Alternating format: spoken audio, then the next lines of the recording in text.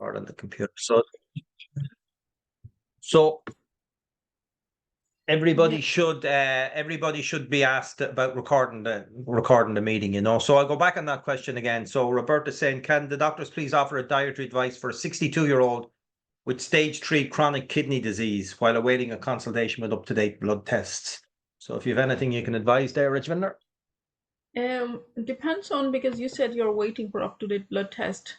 Like, what is the glomerular filtration rate? Is the potassium levels are high, or what's going on there? In general, it's advised to keep the sodium level, so salt level low and sugar level low anyway, and try not to take too many medicines or supplements, because if the filtration rate is low, which you're saying stage 3, so sounds like the filtration rate is not so great. So unnecessary burden you avoid. But yeah, leafy green, sometimes coconut water is avoided, bananas are avoided because they are potassium rich food and they can interfere with the kidney functions if potassium levels are high. So yeah, like normal, keep the dairy and sugar low, bread low, and simple diets. Protein could be a problem, so you might have to be careful with too much of protein as well. So like small amount of very liquidy mung dal is okay, or if the person is eating animal protein, mostly like broth, bone broth, but not heavy protein, because if kidneys are not filtering properly, then too much of protein could be a problem. Barley water, is it good for the kidneys, or is this too late? Is it too far on? And it's okay. Barley water is okay because kidney are mostly, if we see, an earth and water dominancy organs. So they are mostly a kind of a kapha kind of organ. So that's what you can think what kidney could be made up of. So you can see kidney related to the blood water channel. So they have some connection to your lymphatic system. So they would have connection to the water. So yeah, of course, water levels intake is good, but not too much of water as well, because then again it's overload the kidneys as well. But yeah, a small amount of barley water is good if person has pitta in their constitution and there is inflammation going on, because a little bit of barley water will be slightly diuretic in action. So again, we need to see the what's happening with the person. So if do we want to Okay. And it's uh, probably worth maybe having a consultation with a doctor for yeah, something as serious as that, you know. So yeah. Chris Southwell says, question, do the dosha pacifying diets work? Diet is hugely important in Ayurveda. And yes, the dosha pacifying diets do work, and they can work very quickly. Because, you know, if you're pitta, just if you're a very pitta person, you've had a very bad day, try eating a hot curry or chili peppers and see what effect it has on you, you know. Uh, and, you know, eating foods that you find hard to digest, just the effect is immediate. Like you get heartburn, you get acid indigestion, you get stomach upsets. It's immediate. It's immediate.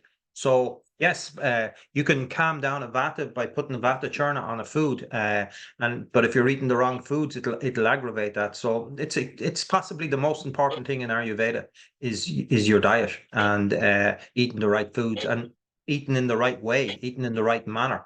I'm terrible. I eat too fast. I know I eat too fast, and even the people around me say, "No, you eat too fast. You're finished your dinner before, we're halfway through." And I try to be conscious of slowing that down, but it's also part of my nature, I suppose, as well. But yeah, but definitely, Chris, they do work, and they're there for a reason. And I think anyone that has an Ayurvedic consultation will be recommended specific diets, you know.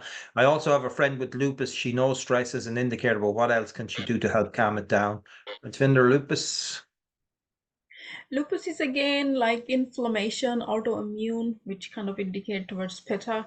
So if the stress, anxiety is in the system, definitely, if that's the biggest trigger, so try to kind of manage that one better with some like a adrenal supporting herbs, like I don't know, I can tell you the names, but I'm not sure if that they are the suitable herbs for the person. So like brahmi is very good, ashwagandha is very good. So sounds like person is in the fight and flight a lot. So I say learn in meditation, kind of a technique, something to calm the mind. So that's like a long-term help. And then in general, keep the vata is the biggest trigger nowadays, because we all are like go go go, and our meals could be rushed, and try to fit in too many things in a day. So slow down a little bit if there is a vata going on as well. So, and in the diet, you kind of calm down the pitta. which is more related to autoimmune things. So pitta pacifying diet like fresh herbs, coriander, mint, basil, lots of pomegranate, and then the leafy greens, and cut down on any processed food, especially with preservative and things like that. So that's like in general. So basically minding the vata and pitta both. Yeah, we do live in a very vata deranged world. There's so much stuff going on between phones and TV and media and news 24 hours a day. So it's very good for everybody to take one day a week off from what they're doing. Just take that day off. I mean, I know it can be difficult to do it, but just have a day where you spend a day in nature, or you take a day for yourself, or even if you don't practice a meditation technique, you can do a guided meditation on YouTube. You can learn some simple breathing exercises to help your nervous system settle itself down. Go for a nice calm walk in nature among trees. All of those things are good for balance, and nature is a great healer. So all of those things are good for helping to balance vata, which is one of the things that, like, most diseases are associated with vata. If any of you have done our course, you know that the vast majority of diseases, and vata leads the other. Vata moves, pitta doesn't move, kapha doesn't move, but vata moves. So it moves all the other ones as well. So most diseases, the common things like dementia, arthritis, anxiety, insomnia, all of these things, they're all associated with excess vata in the system. So make a conscious decision to lead a slightly more relaxed life and take at least one day a week, at least one day a week. And the older you are, take more, but at least one day a week. And every day, try to get out for a little walk and have a little just me time. Um, Please, can you tell me how to use gum care oil on a regular basis? My gums have receded a lot. So I use the gum care oil every day. It's very simple. You just spray a little bit into your hand and you just rub it on your gums with your finger and just rub it in very well, massage it in. I love it. I absolutely love that oil. I think it feels great. And you just leave it on the gums for a few minutes, and then you just rinse your mouth out with sort of lukewarm water and just spit it out. And you can just do it twice a day. You can do it once a day, whatever you want. It's very simple to use, and it's a very, very popular product. It's a newish product to us, but it's proven to be very, very popular, Sally. So yeah, it's a good thing to use. And then do all the other things, like use the Ariodent toothpaste. You can use the tooth powder if you want. And receding gums specifically, Rajvinder, anything else that can be? Yeah, before I answer, Nahid is there if you want to unmute her. Oh yeah, yeah. Yeah, Yeah. right. So we talk about oil pulling. Sesame oil is good because of natural calcium in the sesame. So you can either do oil pulling in the morning and do your gum care before you go to the bed, if you want to use it for longer. Yeah, so the both I think methods will be good. It depends on why your gums are receding. You need to look a little bit into the depth about your diet, about your lifestyle, because that sounds like a vata imbalance. So do you have weak bones like osteopenia, osteoporosis, something like that? So maybe try to eat more calcium rich food, which probably leafy green, sesame, tahini, more seeds and nuts. So depends also. Sometimes these kind of problems directly related to your gut. If your digestive system is sluggish, weak, like a vata person or kapha person, that can affect the absorption of the nutrition. So that can cause these kind of issues as well. Remember, in Okay. Ayurveda, everything starts in your gut. Yeah, everything starts in the gut. I saw something the other day, yeah, about the fact that it was another system of medicine, but it was saying exactly the same thing. All disease starts with the gut. And Naheed, how you doing, Dr. Naheed? Hi, Noel. How are you? I'm good, Oh, thank very you. good. Yeah, So, I just wanted to check you're on mute. Good to have you on. So yeah. we'll give you the next question to you. We have a lot of questions in. I'm going to go to some of the emails now in a minute, but brittle nail, how to get stronger nails. Nails, again, I think are growth. They're to do with Vata as well. Hair and bones and nails are all part of Vata. So it's all around Vata this evening. But if you have any suggestions for brittle nails there, Naheed, you can go ahead. Yeah, absolutely. Noel is right that brittle nail is also one of the feature of Vata imbalance. So the person who are a Vata person, they usually have a kind of dry nails. They have a tendency to have dry nails and cracked nails. But if your Vata is like really out of balance, and if your Agni is also like your metabolism is also not working properly, then also that can lead to brittle nail, because our nails are the byproducts of our tissues. So if you are not making the healthy tissues, your byproducts are also not going to be healthy. So you need to focus on your digestion, whether you are eating properly, whether you're digesting your food properly. You can, like a little bit give a boost to your digestion by having cumin seeds, coriander seeds. You can make a tea out of that, and you can have those herbal teas to just ignite your digestive fire. And I would say massage your nails with sesame oil. The best would be Vata massage oil, because Vata massage oil has those herbs in it which can help you balance Vata faster than the sesame oil. And try to have nuts and seeds in diet. Try to have Vata balancing diet and a Vata balancing. Indulge yourself in a diet and a lifestyle which helps you to balance Vata more. Yeah, no, I mean, so many things are around digestion. And actually, in the 7-lesson course, we did a whole lesson on digestion. I can't remember whether it was 5 or 6, but if you have access to that 7-lesson course, most of you will have those videos. So go and look at that again, and the importance of having strong digestion. And I mean, if your digestion is weak, how to build it up. It's all in there. You start off with eating very lightly and allowing it to build back up. And very importantly, like leaving a gap between your meals. I think Dr. Brennan gave a great talk on how the stomach, how it actually digests food, and it goes through a kapha phase, a pitta phase, and then a vata phase, which is why sometimes people will get wind and indigestion 2 or 3 hours after they've eaten. They're thinking, my God, I've had the meal. It's 2 or 3 hours later, and now I'm burping or I'm getting acid reflux or stuff like that, because that's the vata period of the digestion. So it means the food wasn't good, or you didn't eat it in the right way, or it wasn't the right type of food for you. But also, I remember he said that there's this wave motion goes through the stomach about 3 hours after a meal, in which the stomach cleans itself. It goes back up and cleans out all of the areas to see if there's any excess food left over. But that's a specific thing that the stomach is doing. But if you're putting food in within 3 hours of having eaten the meal, and then you're putting something in, then it's going back to the first stage of digestion. So you're confusing the stomach, and it's not doing what it should be doing. So it's very important to leave, don't snack in between the meals if you can avoid it, especially between your breakfast and your lunch, which is the main meal. And then if you're going to have a snack in the late afternoon, leave it until 4:30 or something like that, and have maybe fruit or something light.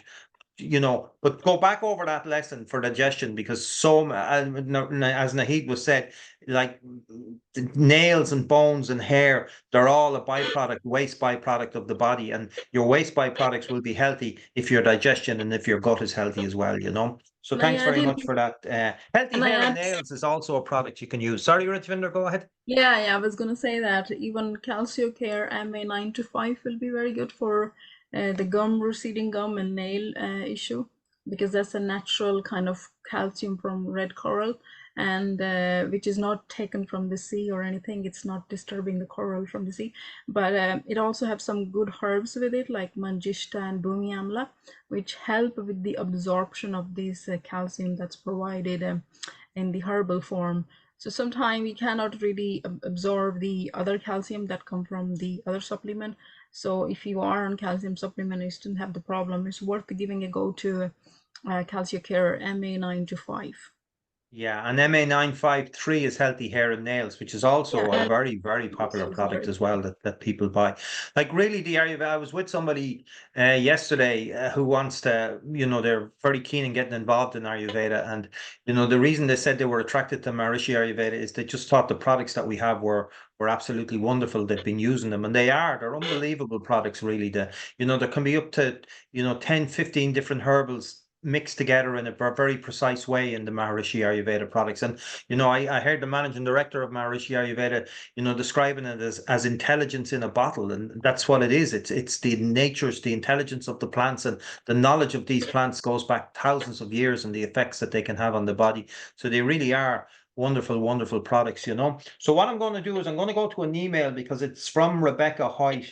And again, Rebecca, probably Rajvinder and Naheed know her. She's a very big fan of Ayurveda, but she has a question for the Q&A. She said she's been having pain in her shoulder.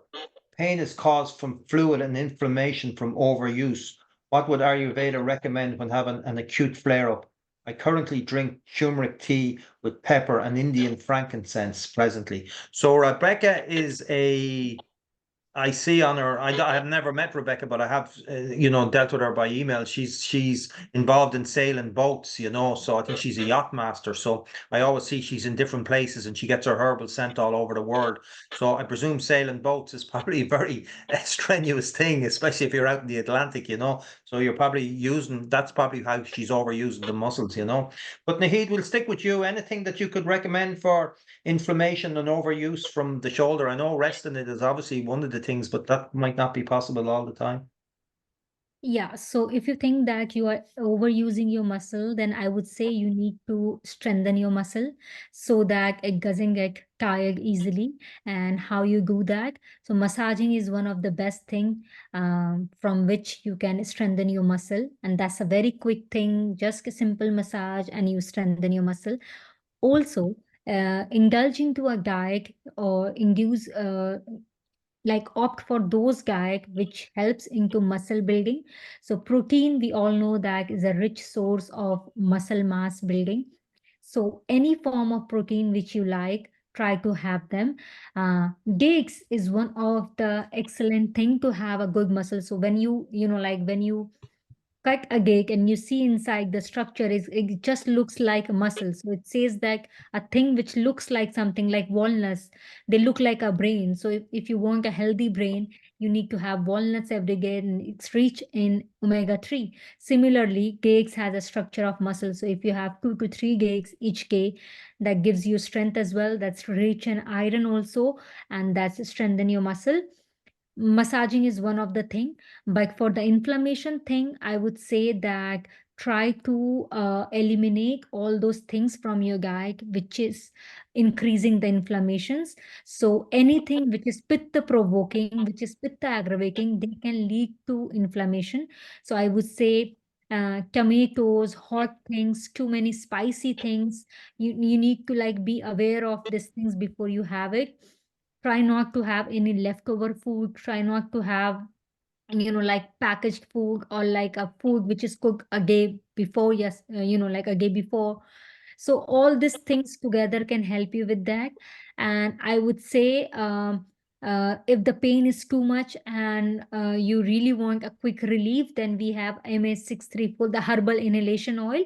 You can mix it with the joint soothe oil and you can apply over that part. And after that, you can do a warm fermentation with a hot water bottle or anything warm that gives you an instant relief. Yeah, no, that's great advice. MA634, it's just a small little bottle and you can use it as a decongestant, but it's also very good as a painkiller as well, and very good for muscles and things like that. And as you say, apply a little bit of heat on it, and that can add to it. So hopefully that'll help a bit. It's kind of related to the next question from Renu Shah. How do you heal a frozen shoulder? Very tricky one. I've known people with frozen shoulders, and it was just really time in some ways, But Rajvinder, would you have any suggestions? I know it's a difficult one, frozen shoulder. It's not that hard. It takes its toll and it kind of take a couple of months, sometime years to go away. It does get better though, so maybe that give you some hope. So the one thing that I definitely suggest is doing regular nasya, because that will be connected to your ligaments and your neck and all that. And then mind your postures. If you are somebody who has to be on computer a lot, and bending, when we bend the neck, that can strain a lot of the ligaments, and that automatically affect like this, the question before, the lady is using her shoulder for sailing or overuse, or so you always have to try to do the opposite movement to the movement what you're more doing. So let's say you're bending your head a lot, so try to go like this, on a cushion or a chair, comfortable chair behind you. So lie in that position so that you can kind of undo some of the effect of when you were bending. Or mini cobra, you can be in a little bit mini cobra position if you're familiar with the cobra. Not a full cobra, just a mini, like your hands on the level of your shoulders, and that way it take the strain actually from your shoulders. And also you can do like squeezing a soft ball or something in your hands where you strengthen up all of your arm muscles, and also by doing that, you're using your ligaments. You are kind of moving the sort of blood around, and a gentle massage if the pain is acute. Very, very gentle application of a joint soothe oil, or as Dr. Nahid said, 634 oil. Regular use is very good. If you are a little bit able to do more effort, you can make a little poultice. Either you make the poultice from dry ginger powder, and you put some joint soothe oil in a pan, and you just move the poultice around in the pan, and then give it fermentation.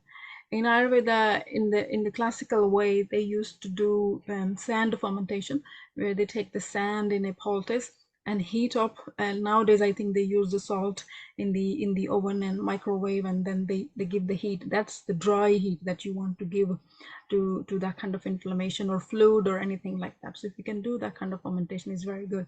Nasya, the classical way of doing Nasya, if you can do at least 10 drops of Nasya to get the benefit up to your shoulders and neck, but it should be done under observation. And that's when in India we have the facility, the patient go to the doctor and they do 10 to 15 drops of Nasya there, and they do some acupuncture. Also have very good results if you have access to acupuncture, or our herbs like joint soothe tablets probably be very good, because they have herbs which will have to digest the ama. Ama could be reason for that kind of frozen shoulders, fluid, stiffness, and that type of thing. So do take joint soothe tablets. Yeah, Okay, Diabetes. so go ahead, Nahid.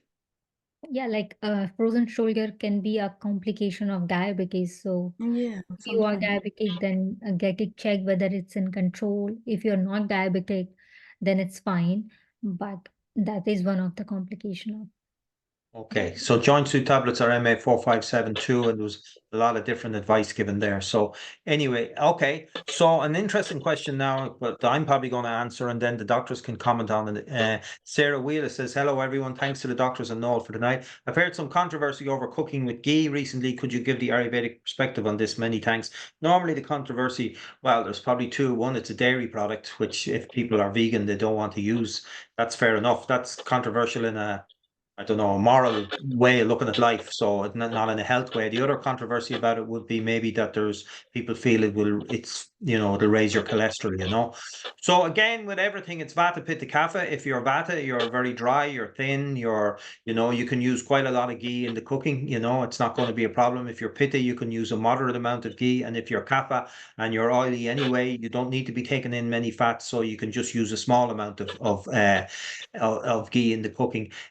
From a perspective, from the fat perspective, ghee is a great mixture of the different types of fats and the different types of cholesterol that are there. It is seen from Ayurveda as being like one of the most sattvic things in the world, really, for cooking and for intaking. It's said to have great benefits. If you go and do panchakarma, which is a big detoxification treatment, you'll drink ghee for a few days before they do any treatments with you, because it goes very deeply into the tissues. That's one of the qualities of it. And that's why we fry the spices in it when we cook with it, because then the nutrients and the intelligence of the spices is carried in to very deeply into the tissues. And that's why ghee is used a lot in the cooking. If you are worried about your cholesterol, it seems to me that everybody I know of my age is being told to go on statins. There's something that I never have any intention of going on, because I've read quite a lot about them.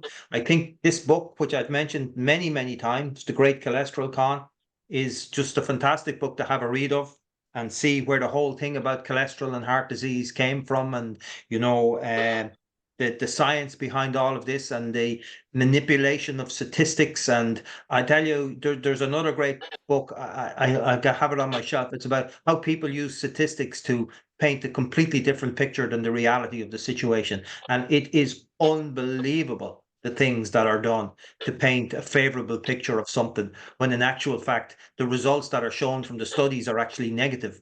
But you can actually just turn them around and make them look positive just by manipulating graphs and manipulating statistics. So it's well worth having a look. But everybody has to make their own mind about those things. If you're vegan, obviously, if you've made the decision to be vegan, which is absolutely fine, I think that's a great thing. If you want to do that, if that's the way you want to live your life, then you can use coconut oil in the cooking.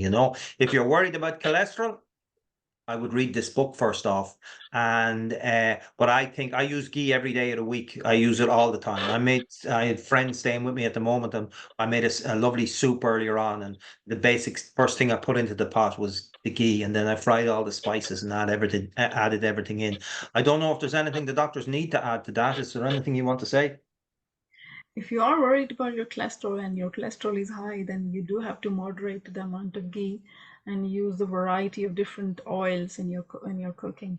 So moderation, Ayurveda always talk about moderation. You don't have to go on the board and ghee in everything. You just have to be kind of use your own kind of intuition and how much ghee you need. Yeah. So even Vata people need a lot of fat, healthy fats. We talk about healthy fats. So ghee is one of the healthy fat, but it is a saturated fat. So you need to kind of take it in moderation. So that's what you have to be thinking. I don't want to cook every day with ghee. Maybe Noel can get away with that. I know he cook everything in ghee. He probably doesn't have any other oil in his house. So, but I suggest that different oils in, yeah, for your cooking. Okay, so Jeannie Holmes on the internet, on the email says, I tried Amrit Kalash as recommended for immunity. Okay, so was the very first Ayurveda product for immunity. I've just had an awful, I just had my computer go. Just had an awful 3 days of coughing fits accompanied by headache and vomiting all at the same time. No appetite, nauseous and low energy. My diet has been good, increased fruit, vegetables, so I'm a bit puzzled. Lung feels congestion. Would a lung cleanse work? So, Jeannie, it doesn't really matter how, the idea is that we keep a strong immunity to try fight off these things. But even the healthiest of us get things sometimes. Everybody goes down with something sometimes. So it very much looks to me like you've picked up a viral infection or a bacterial infection there. So the main thing would be to eat very lightly, which I think I emailed you back on this. Eat lightly and take plenty of rest, and then hopefully you'll get over it very quickly, and then go back to taking the Amrit Kalash afterwards, or maybe even try Chyawanprash either. But any other, probably at this stage, this email came in 2 days ago, so hopefully you're feeling a whole lot better at this stage anyway. But no appetite, nauseous and low energy. My diet has been good, increasing fruit, vegetables, so I'm a bit puzzled. Lungs feel congested. Would a lung cleanse work? So I'm not too sure about a lung cleanse, Ranjinder or I think Naheed. she's talking about detoxification. Sorry? No. No? No. Lung cleanse is something else. I think respiratory protection will be good. MA 1793. I'm not sure if the person is referring to as a lung cleanse. Are you talking about kapha Yeah, I'm cleanse or not too sure either if there's a specific one she's referring to. She just said, would a lung cleanse work? So just be careful. It depends on what the lung cleanse is, I mean, it's not something I know we use We don't call inhalation it oil lung and cleanse. different things, but we wouldn't call it a lung cleanse. So I'm not sure what that is, Jeannie, but hopefully anyway, at this stage you're feeling better. Um, Yeah, I can suggest respiratory protection, MA 1793, if you're still feeling it.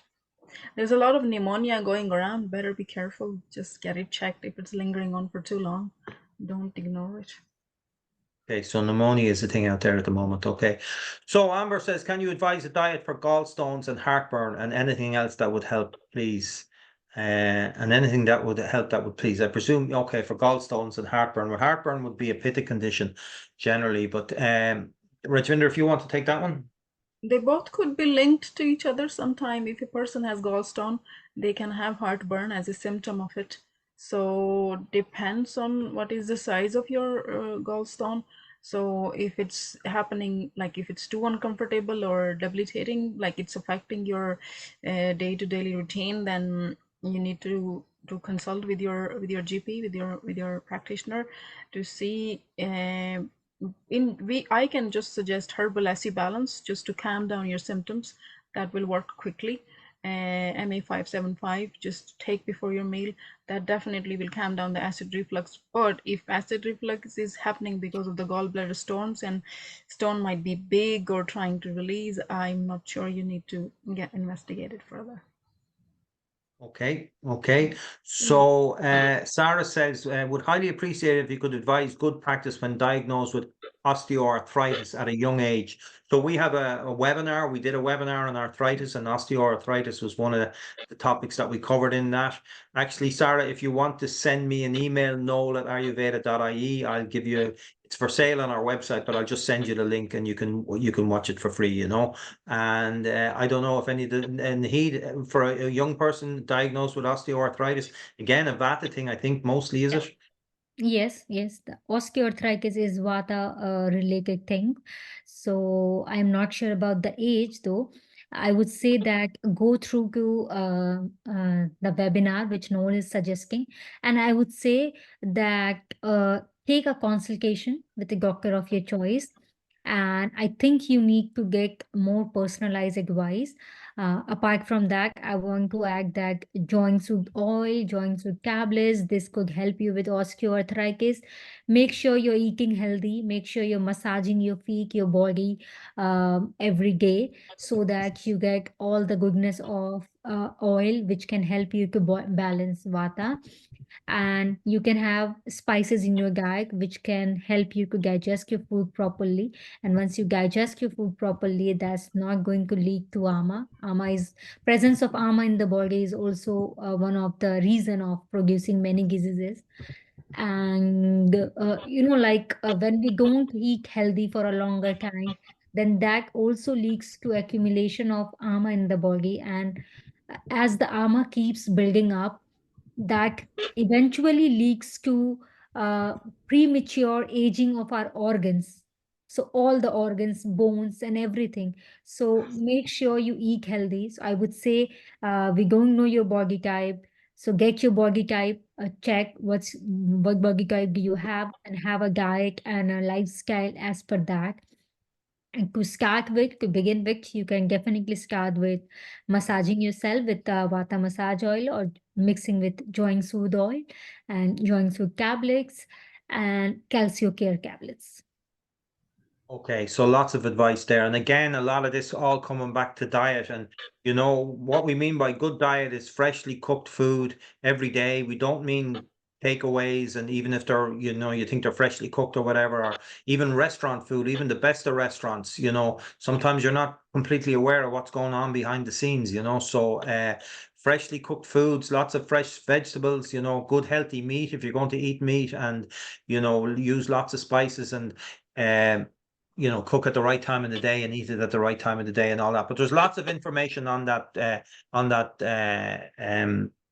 webinar that we have.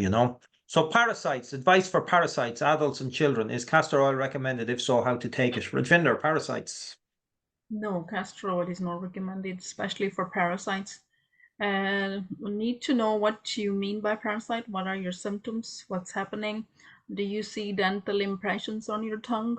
Are you grinding your teeth in the nighttime? Do you feel itch, crawling sensation? So a lot of things to consider. Don't recommend castor oil for children for sure. There are special herbs. Not sure we have them in our website, but you can start with Yeah, wormwood oil. Musta. Yeah, you can do musta. Okay, yeah, musta is a musta is a herb in the powder form. You can start making tea from it, or wormwood oil you can easily get from the health store. As an adult, you can drink a tea from it, or for kids, you get the oil and put on their belly button. So you do that at least for a month and see if it improves. Otherwise, there are more specific herbs. Maybe get in touch with one of the doctor and they might be able to guide you further. Okay. So Maureen says, can you tell me what MA3325 is good for? Is it good for bones? I started to take it, but it made me itchy. I wonder why, so I stopped and took an antihistamine. I have osteoporosis and a heart condition. So MA3325, I'm just presuming that was prescribed for you, Maureen, because we do not advise people to just randomly take any herb. So I'm presuming that a doctor prescribed it for you, and maybe at the time you should have been made aware of what that was for, I'm not too sure which Maureen it is. Maybe you know Maureen Rajvinder, but can you know about MA3325? The 3325 is mainly for liver functions, or if someone feels very tired and many degenerated, that kind of the life is they don't feel energy at all, fatigue. Maybe that's the right word. Then it's given to them But it might be that you're feeling itchy, that it is stimulating your liver too much. Maybe that's one of the reason. It also have a lot of ghee and candy sugar as well. I'm not sure if you're sensitive to any of that, if there is candida in your system, so could be any of those reasons. Yeah, and it would have a lot Okay. of herbs and spices, warming, cinnamon, nutmeg, that kind of herbs as well. If you are sensitive to any of the ingredient, I suggest that leave it for a few days. Try it again in very small amount, like just a quarter teaspoon. See how that go, and if it's going fine, then just keep it in low dose for a few more days, and then you can slowly increase the dose. Because if there's AMA in the system, these herbs trying to push the AMA from the system, and it can initiate some other symptoms which could be related to cleanse. So that's the way to test it again. Yeah, and I would say to people, if you are recommended by an Ayurvedic doctor to take a particular herb and you do have a reaction to it that you're not expecting, just email the doctor, email whoever recommended it to you, and say, listen, this has happened. Should I keep taking it, or should I decrease the dose? I mean, what Rajvinder's saying there is perfect. Just go off it for a while and then go back on it at a much lower rate. Because if it is pushing AMA out of the system, we know AMA is toxicity. It could have an effect of causing some irritability on the system, but that's not a bad thing either. But we just want it so that we're not too disturbed when that's happening, So that would be general advice for everybody. If you've been recommended herbs and something happens that you feel is not quite what you're expecting, then just email back to doctor. And so Amber says, how to control gout? Again, probably diet a lot, but anyway, and he, do you want to take that? Gout? Yeah, so gout is basically when your pitta and your rakta tissues are involved, so blood tissues. So you need to take actually a very conscious care of your diet, because it's an inflammatory condition, and anything like which can increase the inflammation, or which can like increase your pitta, can leads to more trouble to you. So I would say we have that Kanchana I don't remember MA, just let me check. So we MA2. have MA 3694 that can help you with balancing your gout. And I would say Manjishka, Shariva, these are the pitta balancing herbs. This can help you with, like lower down your symptoms. But I would say it's a tricky one, a big tricky one, gout. So what symptoms do you have actually? So I would say a consultation would be better for you to get a proper advice. But if you want to start something, then you can start with Manjashka Shariva, or and like MA. I just keep forgetting that code. MA 3697. 3697, yeah, not 3694, yeah. MA 3697, yeah, is the one, yeah. Okay, very good. So Alison says, very simple question. If you are taking lemon and honey drink for breakfast and dinner, how much lemon and honey can you take in a day? Well, if you're taking just a lemon and honey drink, you just really need half a lemon in the morning, and like less than a spoonful or a teaspoonful of honey, like half a teaspoonful, and the same in the evening. I think that would be fine. Would it be, Rajvinder? Or Depends on if you are Vata, Pitta, or Kapha, then it change, because these are lemon and ginger, lemon and honey. They are very drying kind of qualities of food, I'd say. So if you're very Vata, you don't want to take them twice a day. Just very small amount once a day is enough. If you're Kapha, yeah, you can do it twice or three times. Just one lemon per day. Keep the lemon in the water, and it just keep getting, because lemon increase the, why lemon is helpful. Lemon increase the acidity of the water, and then it helps to break down the fat in the gut. It increases the hydrochloric acid. This is why lemon people feel good. But too much of lemon can also increase vata, because it's increasing lightness. So as a vata person, you don't need too much of lemon. And as a pitta, the honey is increasing heat in your body. So especially now coming to the spring and summer, you cut down on amount of honey if you're taking a lot of honey. So in a day, I say half a lemon to one lemon, and a divided dose of 2 teaspoons of honey probably is enough. Good quality honey. okay, so we're going to go to the email for question now. This is a little complicated. I'm not sure we're going to be able to do too much. It'll take a little while to read it out as well. My dad, who is a very active Scottish hill walker, is in his 70s and has been having these episodes for over a year now, at least once a week, and for quite a time, it was several times a week. He is totally worn down and no idea what's going on. His normal heart rate is mid-60s and blood pressure is around 115/80. During this episode, his heart rate drops to low 50s and has been down to 46. Blood pressure goes up to 140/96. His episodes are completely random with no noticeable pattern of time or day. When they occur, his energy just drains from his head to his toes, as he describes it, and so he has to sit down. His face goes grey, pupils enlarge, he gets breathless, shaky, lightheaded, loss of balance, and has palpitations. These last for about 5 minutes, and he ends up drowsy and exhausted for the remaining of the day. Doctors don't know the cause. Cardiologist has tested his heart and said everything is normal. So my poor dad has no idea what to do now. Any insight from the doctors at all would be much appreciated. So that's from Andre.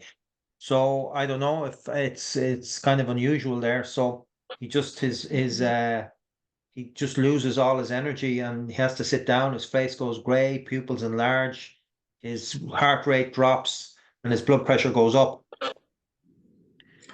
You need I know to it's a sit down tricky with one, this but person and go in more details, you know. Sounds like his blood sugar is fluctuating a lot. It may not be coming into the blood test. So yeah, and then his blood pressure is 150/80 and then it's shooting up to 140/90. And I was thinking about his heart, but the cardiologist checked everything. It's all okay. Just need to, he's 70, so he's in Vata phase of his life for sure. So if you can get him on Abhyanga, Andrea, just try. If somebody can do for him, or if he can do himself, start him on Abhyanga, and a small and regular amount of food, like a small breakfast, snack, a little lunch like that, so that his blood sugar stays stable. Make sure he's sleeping well and his bowel movement is good. Sometime when people don't go to toilet and they're constipated, that can happen as well. The apana vata, which should move downward, it start moving upward. That's very much a symptoms of imbalance in one of the subtype of vata.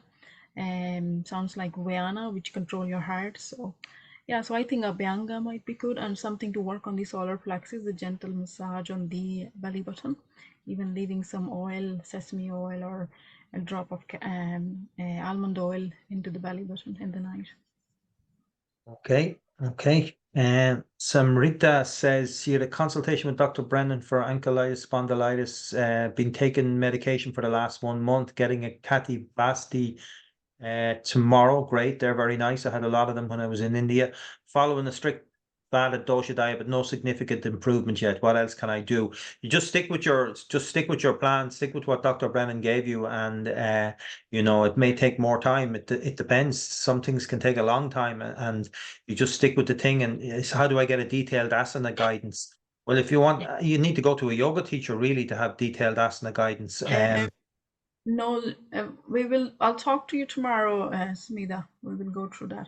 Ankylosis spondylitis is a very difficult one, so you have to be patient with it. So I think you only started your program 2 or 3 weeks ago.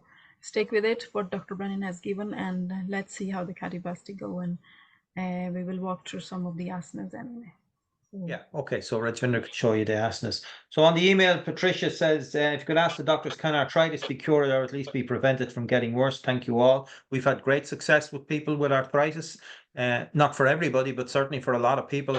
That webinar I mentioned, again, Patricia, if you want to send me an email, I'll send you a link to that webinar. And certainly arthritis can be helped in a huge, huge way with Ayurveda. Again, I'm always saying we never... Sorry? There's a message way down before you come to that. Alan said, my osteoarthritis is slow down and I have less stiffness with following Ayurveda after consultation with one of the doctors. So where is the... I know we have Helen Dwyer, and we've got lots of people that have had big success with arthritis. Again, tends to be a Vata condition, you know. So anyway, you can send me an email. I'll send you a link to that webinar, and you could follow a lot of the guidance in that as well, you know.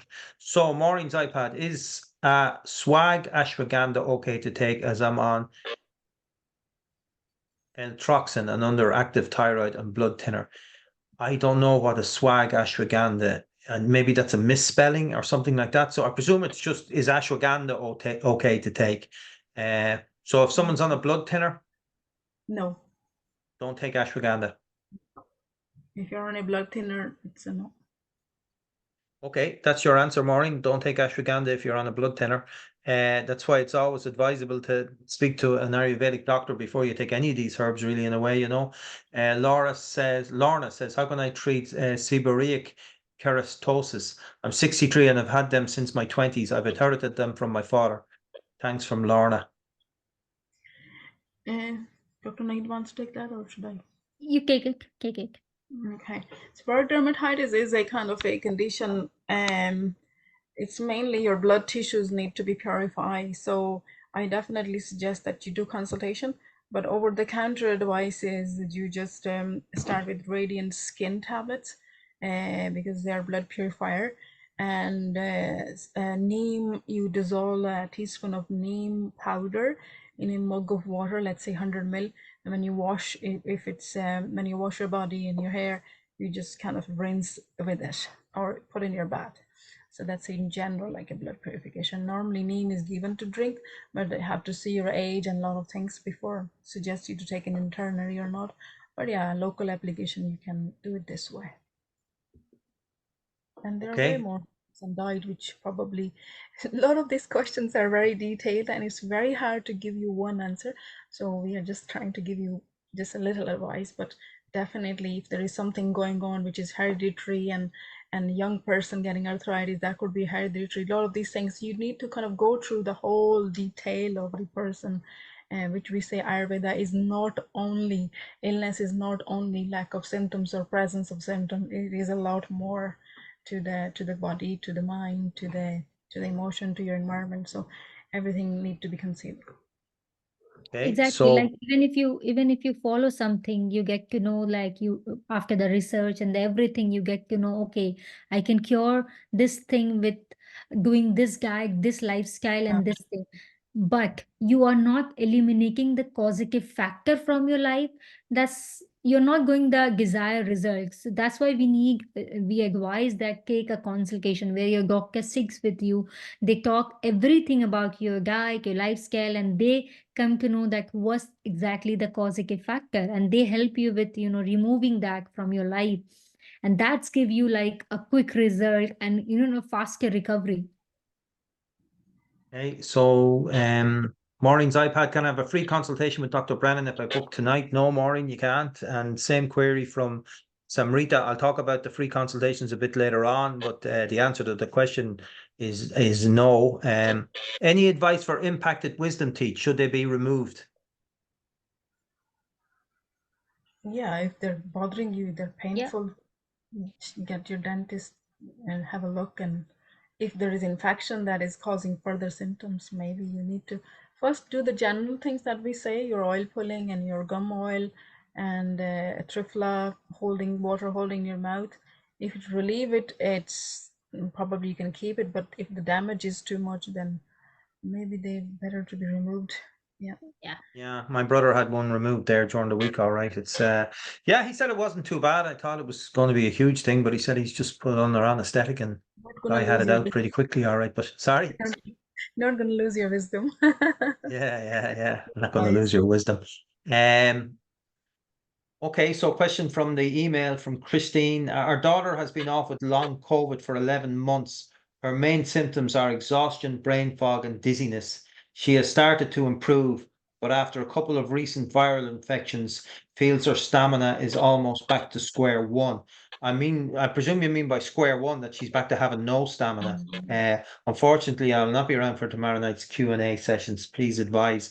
So she's had COVID. She thinks she has long COVID, and she's had viral infections recently that have brought her back to square one. So all the things to do with anybody who gets a flu or anything like that, just plenty of rest and try slowly get your digestion back strong again and build up your stamina again. But anyway, I'll leave it to the doctors. Rajvinder, if you want to say something about that.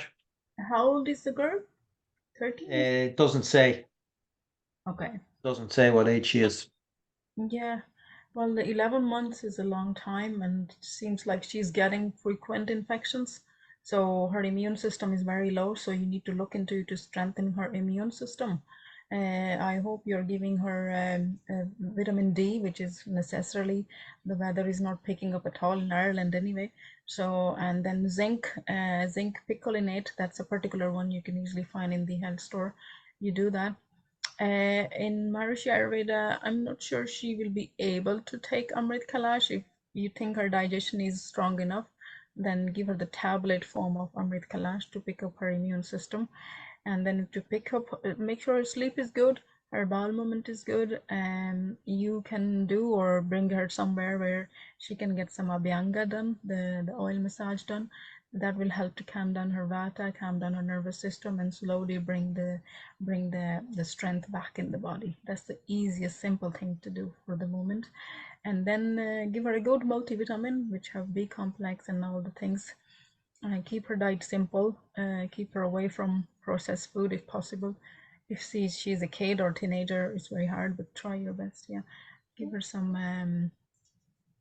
Yeah, good multivitamin probably is Floradex or something, because Floradex is very easy to absorb and it does pick you up. But yeah, it is. She's getting sick quite frequently, so you need to investigate that. Yeah, she needs to get her immunity, and normally immunity will start with digestion as well, you know. So maybe COVID has knocked her digestion off track, you know. So okay, so Alison says, can you cook with the same type of sesame oil that you would do the massage with? Certainly the sesame oil we sell for massage, you could definitely cook with that. But I'm not sure where you get. Massage oil will be a bit more expensive than the cooking one, so you don't Yeah. have to make it more expensive. But you won't massage with the cooking one. That's the other way around. You won't do that. But I think no problem. The massage oil would be heated to a high temperature, which is go through a certain procedure called curing. So I wonder would the nutrition level will be low in that sense, but because if it's good for massage, sesame is a very high smoking point, so it is okay. Okay, so Rachel says, question on behalf of a friend, could you please give advice for dealing with fibroids? She was told that they're small enough not to be an issue and she'll just need to keep an eye on them, but perhaps Ayurveda would have something else to say. She'd be Vata Pitta. Thanks so much. So Naheed, fibroids? Yeah, so fibroid is basically a kapha condition where your uterus is forming some abnormal growth.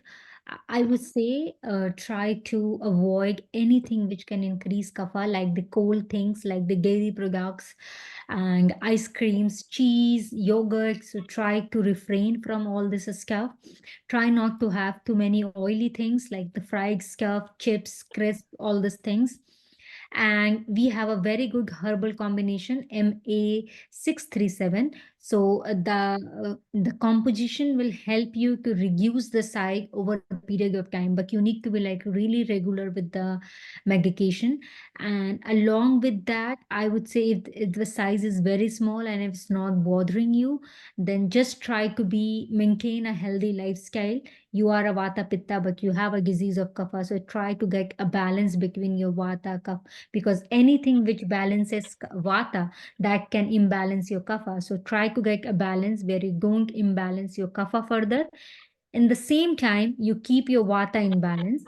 And you can have 2 tablets of MS6397. They can help you to reduce the size. And yeah, that's all I can say. 3697. 3697, yeah. I 369, not keep 697. confusing the 3697. Yeah, the next I'm extra saying, three in there. yeah. So this is the email again. Vinoid Datani, I think is the correct pronunciation. Is there Ayurvedic medicine for getting rid of protein in the kidneys, or any foods to avoid or any foods to eat? So we did discuss that earlier on, but getting rid of protein from the kidneys. Rajvinder, I think you mentioned that earlier on. yeah, you have to be careful with your protein intake for sure. And depends on what age group you are. Some people do get albumin for no reason. Make sure your blood pressure is okay. Sometimes high blood pressure can damage the kidney, and that is the consequences. Slow down or completely stop taking sodium salt in your diet for a couple of days, and see if that, a couple of weeks probably before you get your blood test done again. Hydrate yourself well. Sometimes people don't drink enough water and kidney can filter, so make sure your hydration level is good and you're able to filter the protein out of your system. Asanas or regular walking, maybe get a little bit of more physical exercise if you're able, if you're in that age group, and that might help to get rid of this protein digestion, because again, anything with the what is stuck in your system is back to your digestion, that you're not able to digest that protein. Or the kidneys are like a sieve. It's a little sieve that has to, when you throw something in your sink and the hard particles stick there, or you have to put a little sieve and then you take it out.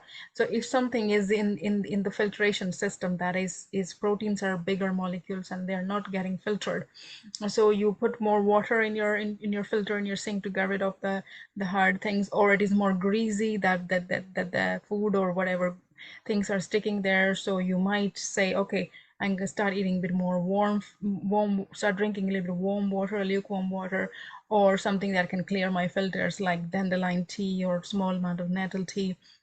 Punarnava is a one herb which might be beneficial, and it is safe enough to take just a small amount of Punarnava, a quarter teaspoon in a cup of water. Start drinking that. That could be helpful. Noel suggested earlier on barley water. That could be helpful. So simple things, that type of things you can. But if you are a big protein eater, like anything that you think I'm taking, there's a lot of protein powder, too much of protein, animal protein, cut down on that. Even your lentils and beans, you need to cut down on that as well. Okay, so Alan says, I think you read this out earlier on, Rajinder. My osteoarthritis has slowed down and I have less stiffness following Ayurveda after consultation with the doctor. So that's great, Alan. That's good news. So keep up that good work and I hopefully didn't get more recognize benefits. you, Miss Alan. Now I know. She's like, that's Uh, Reggie. So Fiona Smith, I know Fiona. I have a question. I'm struggling to sleep, only getting between 4 to 6 hours a night. I've tried oiling my feet at night, having a quiet time before bedtime. I practice TM twice daily and I do Abhyanga also. I currently take MA4 and MA5. Just interested if you can do anything else. Fiona, that tends to be a Vata problem again. It's all the Vata problems now, you know. And so trying to balance Vata in your life is a very important thing there as well. And one of the things that used to happen to me, where I'd go to bed, but I'd wake up maybe about 3 o'clock in the morning and then find it difficult to get back to sleep. It doesn't happen to me anymore, thankfully. I just tend to go to bed early and sleep right through the night and wake up at 5:30, which is when I tend to get up, you know. But one of the things that I was recommended at the time was to do a set of asanas. If I wake up and I'm just not going back to sleep, now I know it's difficult to get out of the bed, especially in the wintertime, and you're nice and cozy. But if it's just driving you mad and you're just saying, well, I'm not going back to sleep, well, rather than just lying there for the next 3 hours until dawn comes, just get out of the bed and do a very slow set of asanas that your TM teacher could show you how to do, you know. And I found that very, very effective. I would just do those asanas, get back into bed, and I'd be asleep within a minute or two, you know, because it's, you know, they say the issues are in the tissues, you know. So when you do those asanas, they have a very profound effect on the physiology, and then you just get back into bed. If it is that you're getting to sleep but waking up very early, there's not blissful sleep, but restful sleep, MA1684. Deep Um, breath. Deep Deep breaths. rest, that's the one. Yeah, that's the one that might help. Like the Amrit Kalash is not specifically, you're taking MA4 and MA5, they're for your immunity, really, you know, and for overall strength, but they're not specifically to deal with The sleep, you person know. can take MA5 with deep rest, but not certainly not MA4. That might be stimulating you too much for the nighttime. So don't take it in the nighttime if it's So don't take affecting the you. MA4 at nighttime, you know, and MA1684 deep rest, and do the asanas, but just in general, a Vata balancing lifestyle.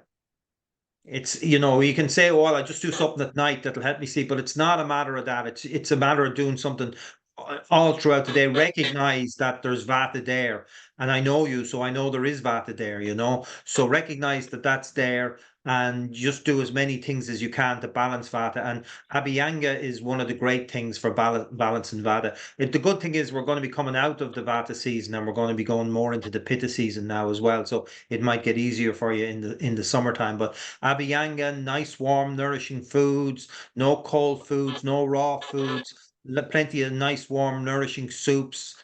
and then as little rushing around as possible. Don't take on Vata people tend to have millions of ideas. Try and ignore a lot of them if you can, you know. So don't take on too much. Don't take on doing too many things. Rest and, you know, light exercises. I mean, I remember this woman and she was extremely Vata now, just the way she spoke, the way she walked, the way the million and one things coming into her head. And then she told me that what she did after work every day was she went to her local gym and she did a spin class. And then she was telling me she couldn't sleep at night time. And I was thinking, that's probably the worst thing a Vata person could do is do a spin class. You know what a spin class is? You get up on this bike in a treadmill bike in a room with no fresh air and you cycle like mad and there's an instructor shouting at you to go faster and all this sort of stuff. And it's just completely Vata deranging. Might be very, very good for a Kapha person, but if your Vata is out of balance, that's one thing that's going to send your Vata more out of balance. She would have been better off just doing a nice walk. So, but when we don't understand what Vata Pitta Kapha are, it's very easy to do the wrong things. But when we do understand what they are, so do the 7-lesson course, understand that Vata is movement. And if you have a lot of movement in you already, you don't need to be adding huge more amounts of movement. So yoga is a great thing for Vata people to do. Nice walk is a great thing for Vata people to do, you know. Okay, so let's see. We're getting to the end of the ones here. But what's good to clean the blood vessels from plaque? Shilajit, I think I read recently that Shilajit has properties of cleaning the blood vessels, but I don't know whether it's a resin that comes from the Himalayas that comes out of the rocks, and one of its properties is helping to clean. But I presume diet and things like that would be. But anyway, I'll leave it up to the doctors. Rajvinder, Garlic. 1596, yeah, garlic. garlic. We don't stock Shilajit, so but we have MA1596, which is Guglu, and Guglu is also very good for plaque. But you have to take a high dose, depends on how much plaque is there. So sometimes herbs, yeah, need to be taken in high dose. And as Dr. Nahi said, garlic is very good, yeah.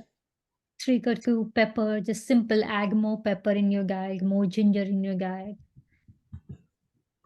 Okay, so ginger, pepper. What was the herb you mentioned, Rajvinder? MA1596. It's called Oh cholesterol yeah, balance, cholesterol but balance. Yeah, it MA1596. has Yeah. turmeric and Guglu. Yeah, and make sure you're doing some exercise every day, a nice walk and things like that. Actually, again, there was a thing on the radio yesterday when I was driving up to Dublin about back pain, you know, and slouching. It was particularly about slouching. I'm a bit of a sloucher myself at times, but the guy was saying it's actually not the slouching that's the problem. It's the staying in the one position for extended periods of time that causes the problem. So it doesn't matter whether you're standing straight or slouching or what you're doing. If you're just in the one position, he says, we were never designed to be still. You know, the thing is people need to move. So, you know, his recommendation was, you know, no matter what way you're sitting at the chair, get up after a certain amount of time, change your position, walk around the room, do something, but just change the position. And exercises, for me, exercise and diet are phenomenal. They have phenomenal health benefits. And again, I heard another doctor I mean, it's great to hear these things more and more. Another doctor saying there is no pill that gives you what exercise gives us. There is just, if that pill existed, it would be a billion-dollar blockbuster. Like exercise is just so great for you for moving. Now, I'm not talking about strenuous exercise, but just things like walking and swimming and, you know, and depending on your nature, then you can do strenuous exercise or not, but just moving and doing things in fresh air, so great for you, you know. So my mom is going in for knee replacement in 2 weeks. Any advice on how to prepare best for the surgery and aftercare? She is nervous as 10 years ago on the other knee during surgery, they damaged nerves around the knee and she is on daily painkillers since. Oh, that's terrible to hear. Thanks so much for any advice. I had a friend that went in to get a new knee, and about a month after he came out, he developed a pain in the knee, and he went back in, and they discovered that he had sepsis on his knee, and he was in hospital for 6 months. He's only after getting out. I don't know how his mental health survived, but he was there for 6 months they were trying to kill the infection, you know, and he doesn't even have his new knee now. They had to take it out and they gave him some sort of a hinge knee, but he has to go for another operation to get it. But generally, in most terms, I think the knee operation, my dad has 2 new knees. It tends to be quite a successful surgery. I would think that It can be a problem for people if they're overweight. Being overweight is a problem with new knees. I think it can be tricky there, you know. But anyway, it's terrible that she's on painkillers every day. That's terrible because obviously they're going to have a side effect as well, you know. But any recommendations there for that from the doctors? Yeah, so many herbs can help in the convalescence period when you're recovering or when you want to just prepare yourself. So try to have foods which are rich in antioxidant, like blueberries, like nuts and seeds, fresh vegetables, fresh food. The things which are rich in antioxidants, so they are going to reduce the stress, reduce the fatigue, and helps in recovery. But from the herbs perspective, I would say start with the simple thing like the amla and guruchi. So they help to build up, strength in the body.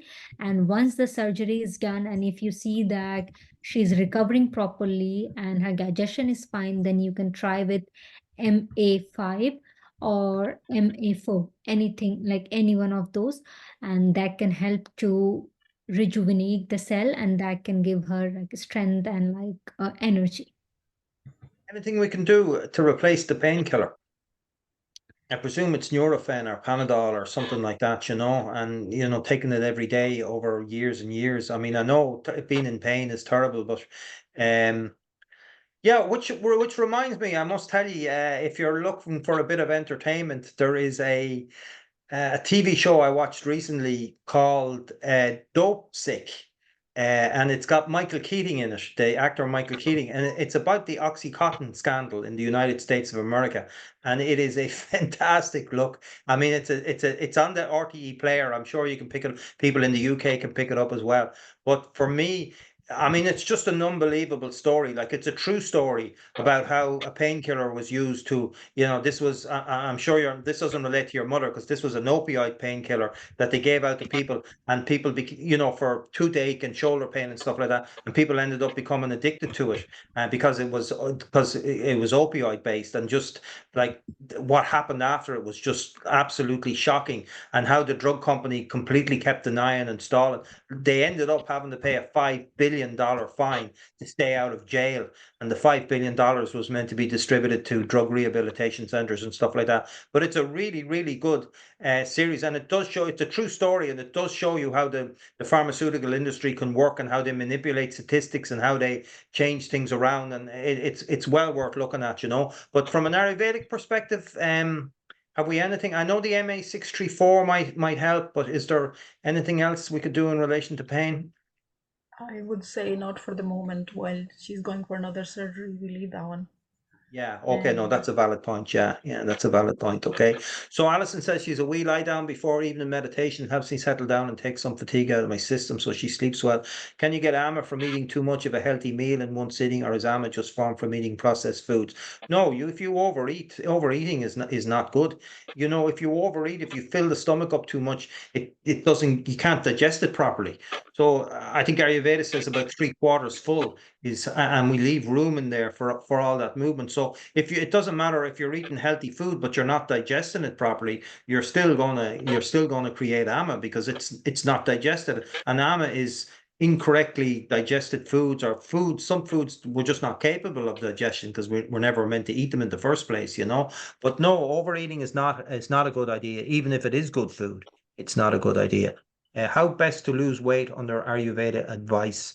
Um, okay, well, doing the spring detox that's coming up. I certainly found it a very, very good way to lose weight. But losing weight, Rajvinder, you've done many weight loss programs for people, so it is a lot of kind of self-control, I would say, if you're really willing for it, and you have to give it really good time, such a time frame. You have to change your eating habits. There is no shortcut around that, and need to first clean your diet. What is causing that weight gain? First of all, if you're a kapha person and you have a very, very sluggish metabolism, need to stimulate your metabolism so that you feel hungry for food and your bowel movement is good, And then sometimes people do a lot of emotional eating, and that is a reason for putting on weight. They are tired, they're looking for comfort food. So it's really kind of retraining your brain, like and having a good relationship with food. So it's a lot to consider. There is really no one line answer to that kind of question. So you just get in touch with your practitioner and set up a diet plan for yourself, and slowly like do the counseling with your practitioner as well, so that you kind of see the reason where is this weight coming from. And then there will be some herbs like Noel mentioned. If you really want to start and just start thinking from tonight or tomorrow morning, I'm going to do the spring detox, and you get a lot of wonderful advice, wonderful recipes through that program. And if you even just keep up that program for through the summer, I definitely can guarantee you will lose a good amount of weight. Depends on what is your goal. So yeah, that simple thing to start is if you are in that age group, you listen to the video, you can request that Noel can send you that free video, and you listen to the video. If you think that's for you, yes, start the detox program, and then take it from there. Yeah, that video is in every email I've sent out for the last 3 or 4 emails, because we've had a section in each newsletter about the spring detox, which starts on the 12th of April. And it's a great way of resetting your digestive system and, getting rid of AMA. There is a lot of willpower in this particular detox because it's reduced calories. You can see it on the video. Dr. Brennan talks about it and Dr. Rajvinder talk about it and go into all the details of it. But I didn't get to do it last year, but the year before I did it, I lost 5 kg, and mostly from around my stomach, which was And great. 5 kgs in 10 days, isn't it? Which was great for Noel, because Noel is very strong pitta. So pitta people lose very quickly. So if you're kapha, you may not be losing 5 kg in 10 days, Yeah, but you okay, can. that's a valid point. Yeah, not everybody. I did put it back on as well, I have to Yeah, say. because it's pitta. And Took me a somebody bit of while, suggested. and I enjoyed putting it back on, but I did put it back on. Well, I'm not overweight really, but but I still at the same time I could probably do with losing a couple of kg from around the midriff area. But I found it tough to do it because I was off coffee and I was off things, but I really felt great on it by the end of it. And like the feedback we get from it tends to be very, very positive. So it would be one way of thinking about. But the other thing to do is see a practitioner and just go on a whole weight loss program. So we're coming to the end of the questions because there's something else I want to go through with you, but we'll just take a few more. How to get rid of dandruff?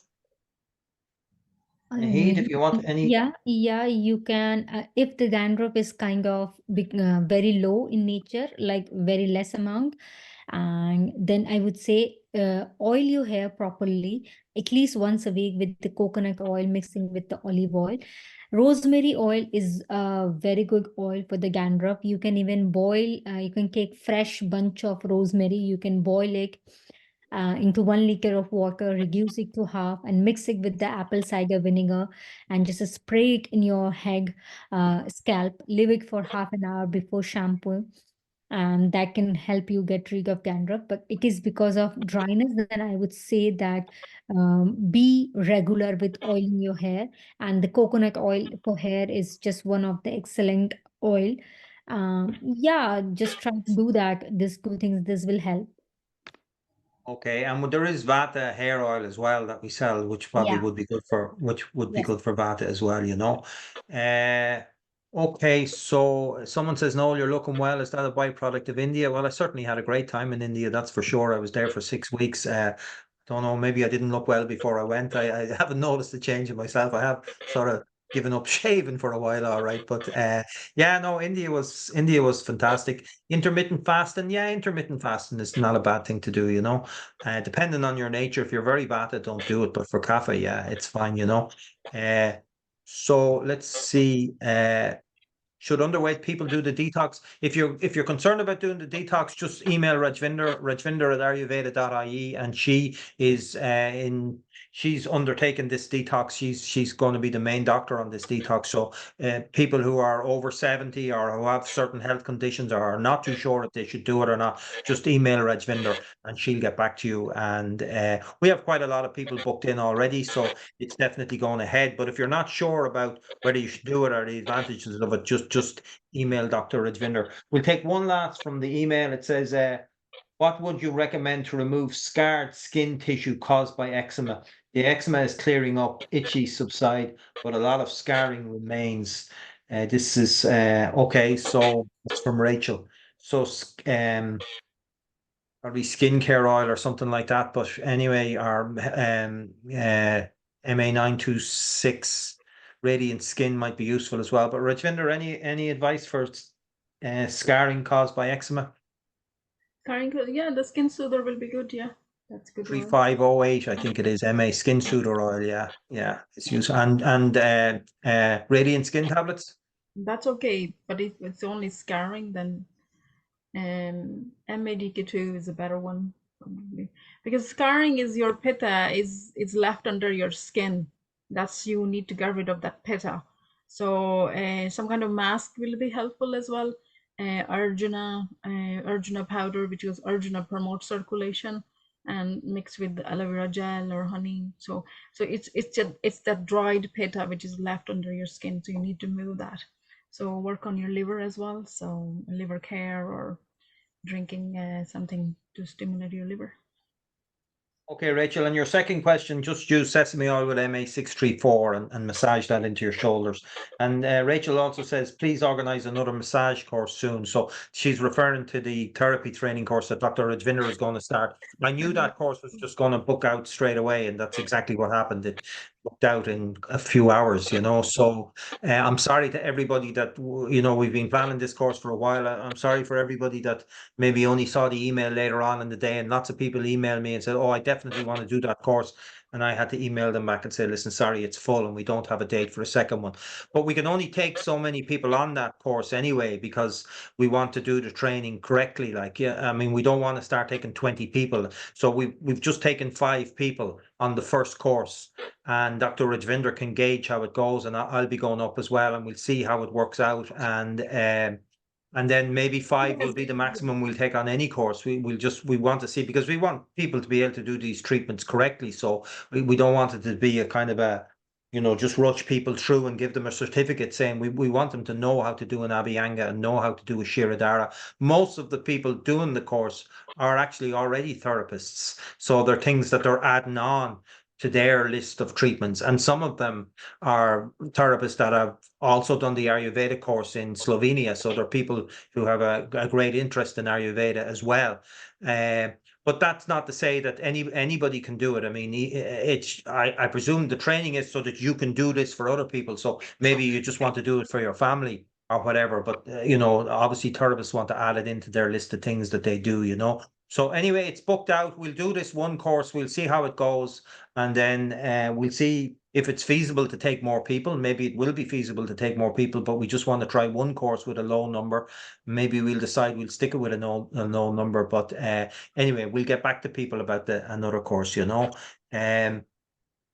Okay, so I wanted to talk, we have a promotion coming up in relation to consultations, which is what Maureen was asking earlier on about the consultation with Dr. Brennan, but I'm going to explain exactly why we're doing this and what way it works, okay? So I am always figuring out ways to promote Ayurveda, and actually I run quite a lot of ads on social media, particularly on Facebook, and many people have come to Ayurveda because they've seen ads on Facebook, and we give away free webinars and we give away, free different things to get people interested in Ayurveda. A lot of people don't know what Ayurveda is. So we always say natural health, because obviously people know what natural health is. But, I could spend quite a lot of money on different campaigns. I've had 3 recently, one on the arthritis webinar, one on the dementia webinar, and one on the 7-lesson course. And I also promoted that video from Tamara, the lady who had motor neuron disease. And everybody should watch that video. I sent a link out to it a while back, because she's just an incredible woman. She's just an incredible, incredible woman. And like, her bliss and happiness and positivity for a woman. She was diagnosed with motor neuron disease in 2019, and she came along to Ayurveda in 2020, and it was great. In the video, I said, how did you find out about Ayurveda? And she says, I saw it on Facebook. So I knew one of my ads had got to somebody anyway, so and then she went on to have consultations with Dr. Naheed, and a very serious condition, motor neuron disease, obviously, and we wouldn't be telling anybody we're going to cure them of anything like that. But you can see on the video, if you go and watch it, you can see that Ayurveda has had a profoundly positive impact on our life, which is very inspirational for us. But it's, you know, that's one condition, but we see people all the time, and in our own lives we see that Ayurveda, living an Ayurvedic type of lifestyle, a little bit of knowledge goes a long way. So I'm always looking for ways to promote Ayurveda. But one of the things I thought of doing then was like, we have a lot of people come on the Q&As. I sometimes wonder about the Q&As because, as Dr. Rajvinder says there, you know, you get someone comes on, they have a very serious question that they're asking about health, and like, we have a couple of minutes to answer, and we haven't seen the person, we don't know the person, and, you know, and that we always underscore everything with, you know, really you should follow up with a consultation with a doctor, especially the more serious the condition is. And but this is really the idea behind the Q&As. It's to give people the knowledge that, like, no matter what condition you have, Ayurveda can bring something to the table for you. And like, normally our Q&As are very well attended, and we get a lot of people looking at them later on and stuff like that. But I was thinking maybe we could do some sort of a promotion where we do a little bit more. So rather than spend money on Facebook for a month or so, I would spend money on the doctors for a month or so. So what we're going to do is, we're just going to try this out and see how it works. It'll be a learning curve for us as well, for the doctors, as well as, you know, just to see how this works. We're going to make roughly about 100 consultations free, online consultations free to people. Now, they're going to be 20-minute consultations. And what ideally they will be is, because it's normally a consultation with a doctor is going to be an hour. You know, your initial consultation, many of you have probably had them, will be an hour. And the doctor will go into everything about, you know, all different conditions. But 20 minutes is a limited enough amount of time. So really, it's about one condition, really, in a way. So if you're suffering from frozen shoulder or receding gums or something like that, just, you know, take one thing that you have that you'd like to talk to a doctor a little bit more about.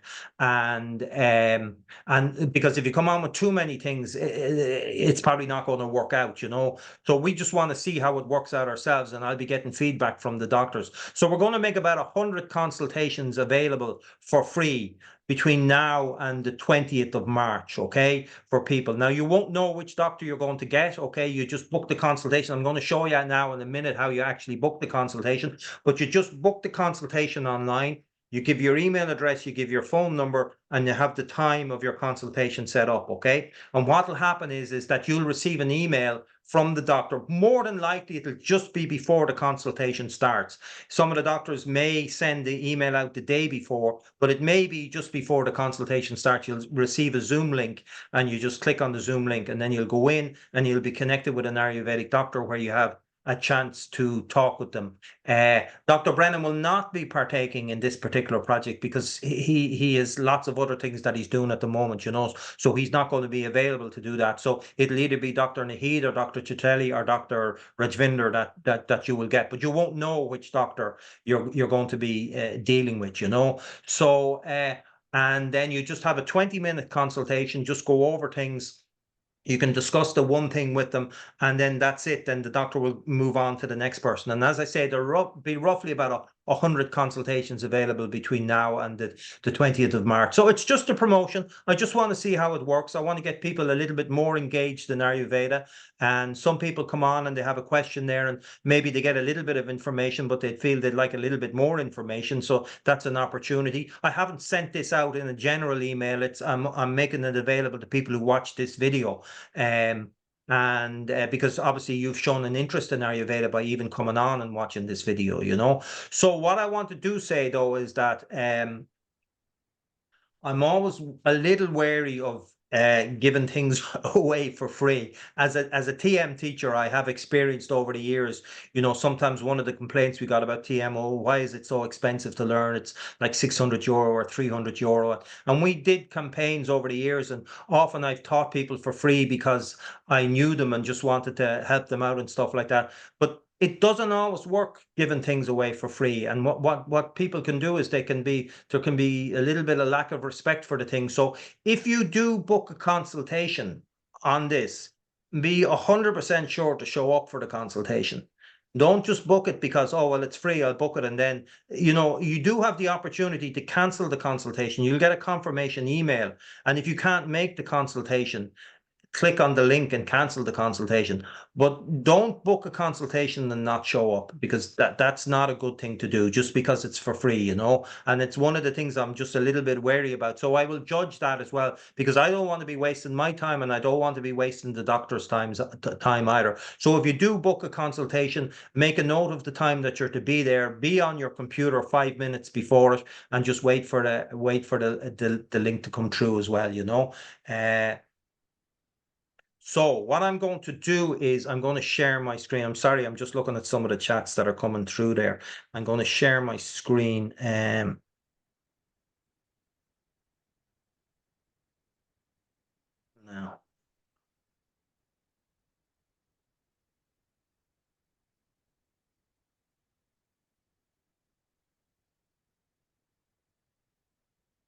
Okay, so I'm going to bring you to, can you see that, Rajvinder? Can you see that screen? Yeah. Okay, so this is the booking page for the consultations, okay? So they start on the 29th, which is tomorrow, okay? And then I only have them in until the 10th of March at the moment. I will set up other dates in the next day or two, but you just take a look at your diary and you pick a day. So let's say Tuesday the 5th sounds good to you. So you click on Tuesday the 5th. And sorry, I have these meeting controls here. And then you see the slots that are available. Okay, so 10, 10:30, 11, 11:30, 6, 6:30, 7, and 8. So they are the slots that are available on that day. And you pick a slot that you want and you click on it, and then you click next, and you get name, email, and telephone number. And you put your name in. Make sure you spell your email correctly.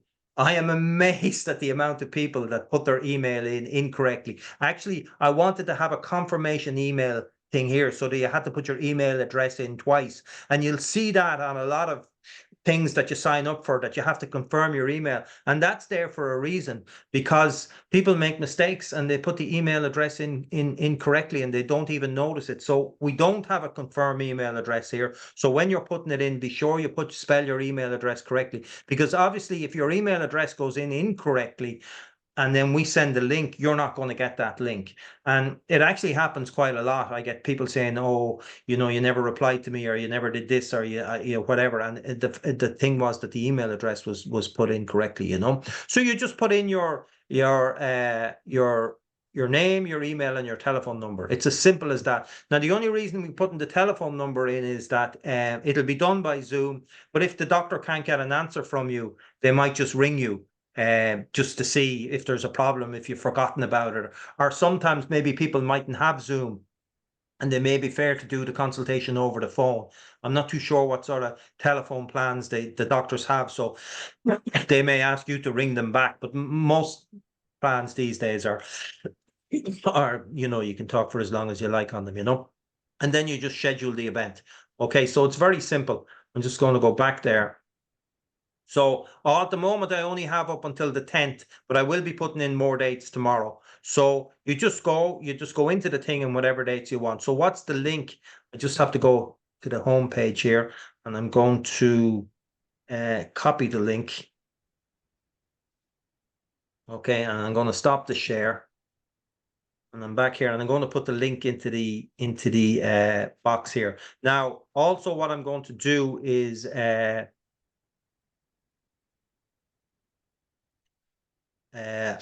so that's the link there. Has that come up? Rajvinder, has that come up in the chat? Yeah, okay. So you can copy that link and you can go in and you can book your 20-minute consultation. As I say, you won't know what doctor the doctors are. The doctors, it'll be different doctors that are doing it. Like when I say the doctors are giving this consultation for free, the Ayurveda Center is going to pay the doctors to do this, okay? And it's a form of promotion, because I do pay a lot of money out to Facebook and to other things. So I'm just trying this as a way to see, you know, what happens with this as well. So, but do please, if you book a consultation, do show up for it. At the very minimum, do show up for the consultation, you know. So, and as I say, it's up until the 10th of March, but it will end on the 20th of March, and I'll put in the rest of the dates tomorrow or the next day, I'll put in the rest of the dates. But there are plenty of dates up there for people to book a consultation. So if you would like to see one of the great doctors that we have to discuss what you have a little bit more in depth, but it will be limited to about 20 minutes. And, you know, I'm a business person. Nobody should think that, like, I love Ayurveda. I love promoting it, but I have a business background, and my thing is always how to get Ayurveda out there, but get it out there in a successful way for everybody, for the doctors, for me, for Ayurveda, for the patients, for everything. So, you know, one of the things I'm hoping is that if people that maybe have never gone for a consultation, they go for a consultation, they make some of the changes that they see, they build a relationship with the doctor, and then maybe in a few months' time, they go back and they have a paid consultation, because now they know that it works, that the thing actually works, that it does make changes to their life, and they're willing to, pay for the thing. So really the thing, from my perspective, the reason I'm doing this is to get people more engaged in Ayurveda, to get them more engaged. And it's really when people get engaged and they start seeing the benefits, that then they adopt it into their lifestyle. And then we have a relationship with them going forward, between webinars and courses and all the different things that we do, So anyway, that's there. If anyone has any question about that, they can just stick it into the chat, but I think it's fairly straightforward. The link is there. You can just click on it and make the consultation, and one of the doctors will have a sit down and have a talk with you for those 20 minutes. And the only thing, as I say, I'm concerned is if you do make a consultation, be sure you show up, and we'll keep an eye on those things as well. The doctors are aware. They know. I've spoken to them about that, so they have given certain times when they're going to be available, and so the doctors will be there to take care of all of that. You will get a confirmation email, and within that confirmation email, if you suddenly realize, oh, I can't go on that day, simply cancel the consultation as quickly as possible, so that once it's cancelled, then it gets freed up again, and then somebody else can come on and take that particular slot. You're ahead of the posse, because this email will go out tomorrow. There's lots of people that watch this Q&A that couldn't come on tonight. So if you are interested in a consultation, you have a free run of it. Someone's booked already, so can you check if it worked? Not straight away, but I will check it when you go. If you just put your email address in and the thing, then it'll have worked, So that's fantastic. Listen, we didn't get to everybody's question. We didn't even we had a lot of questions from the last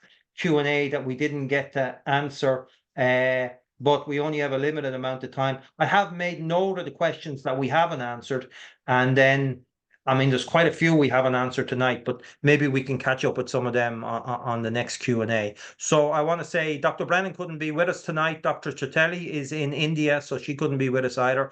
But I want to say a big, big thank you to Dr. Rajvinder and Dr. Naheed for coming on and giving out all that really, really valuable knowledge. We will have another Q&A.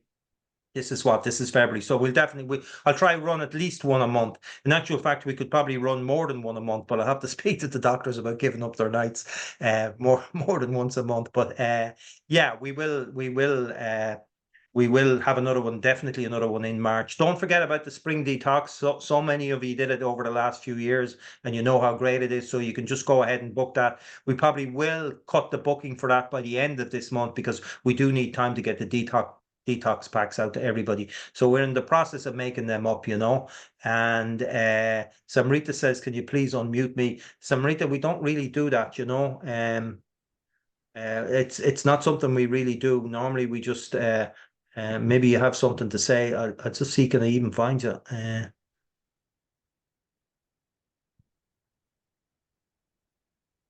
Hope you're going to say something nice now. If I unmute you, you're unmuted, Samrita. Okay, maybe she's gone. Okay. Anyway, no worries. So that's great, everybody. Thanks a million. It's 9:10, so it's time we go. So Jay Gurudev, everybody, thanks a million for coming on. I hope you got something. I hope you got something good from it, or took something good for it. And a big thank you to the doctors. And I'll be speaking to both of you in the next day or two, anyway. Okay, everybody. Bye bye. Take care. Bye. Good Bye. night. Bye bye. Bye bye.